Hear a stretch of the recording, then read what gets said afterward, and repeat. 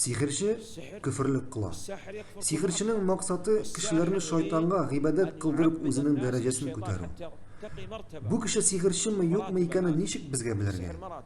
Сихерченең галәмәтләренә килгәндә, беренчесе сихерче эш кергәндә аның рухиясе шәригать буенча эш күрүнең шартларына туры килми. Ягъни Аллаһның китабына, Пәйгамбәребезнең саллаллаһу алейхи ва саллям сөннәтенә һәм дуа кылганда Аллаһның исемнәрен һәм сифатларын түгел, ә ниндидер башка исемнәр кулланып шайтанны чакыра. Икенче галәмәте нәрсә сөйләгәне аңлашылмый, нидер мыгырдый. Өченчесе бу эш күрү сәбәп түгел, ә ул үзе. Бу сихерче бар тик үзе генә бу шиирдән, сихердән терелтүче дип килгән кешене ышандыра. Әйтә, карале, мин сине терелтә алам. Синең 3 сәгатең бар. Аннан соң мин синең өчен җавап бирмим ди.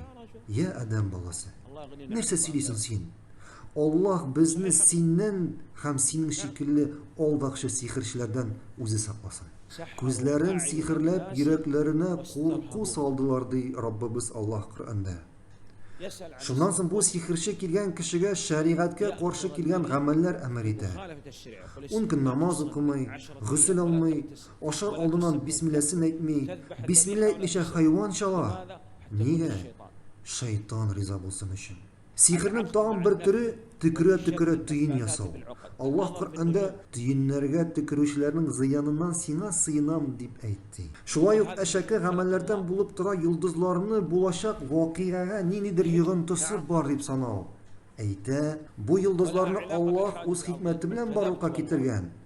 Һәм аларның бу дөньяда булган вакыйгалар белән бәйләнеше бар ди. Аллаһ Раббыбыз Коръәндә бирелгән нигъмәтләрне ялган кылып, үзегезгә өлеш аласыз ди.